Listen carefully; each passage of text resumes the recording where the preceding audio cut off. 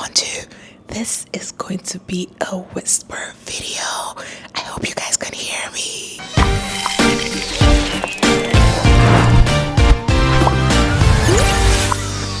Hi everyone, so today I am going to be delving into a topic that has been a conversation for the longest time. People always have an opinion about it, but this time around you're going to be hearing from me. It is, what do you prefer, Airbnbs or hotels? Obviously, I'm going to be talking from a biased standpoint because it's all about perspective, right?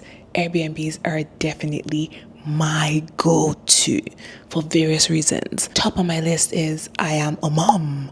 I'm a mom of 2. I have an 8-year-old and a toddler. My toddler is currently at the picky eating stage, and I cannot do without having a home that has a well-equipped kitchen. Airbnbs only offer you that. I mean, some hotels might, but most times you have to be in an Airbnb to get that. So I want to be able to wake up in the morning and whip my son up anything he likes. We even go as far as traveling with food because my son is at the plantain phase. That's literally all he eats. So we have to go with plantain everywhere we go. And the best place to cook these things up is a well-equipped kitchen, which equates to an Airbnb. So that is the reason why I will pick an Airbnb over a hotel. So the second reason is the pricing. I know with some of you, money no be problem, but I travel with a battalion.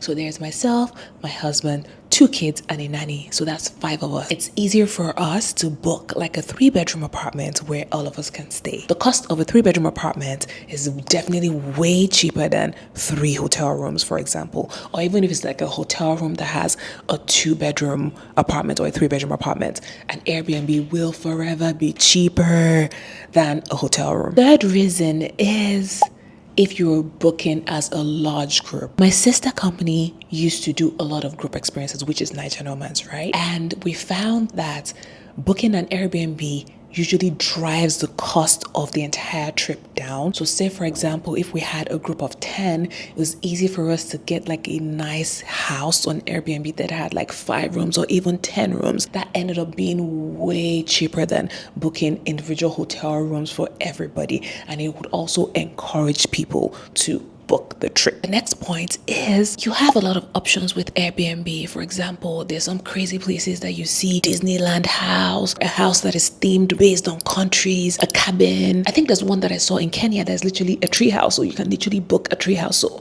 that is the variety Airbnb gives you. People have gone crazy with their accommodation. So you have so many options. So it helps you create an experience around your stay. So say for example, you wanted something a bit more themed, Airbnb is where you should be at compared to like a hotel, which is usually just very boring and just, yeah. So Airbnb, when it comes to that variety and that experience, that is the reason why I'll pick an Airbnb over a hotel. And finally, the host interaction. Oh my gosh, I have to give Casa, this is a shameless plug, I have to give my company a pat on the back because when it comes to host interaction, we are up there. So by host interaction, I pretty much mean if you have an issue in your home, for example, we are always available to respond to you. And you can even have very specific requests like, oh, where can I eat local delicacies around your home? I remember one that was really crazy. There was one time there was a scarcity of grapes in Nigeria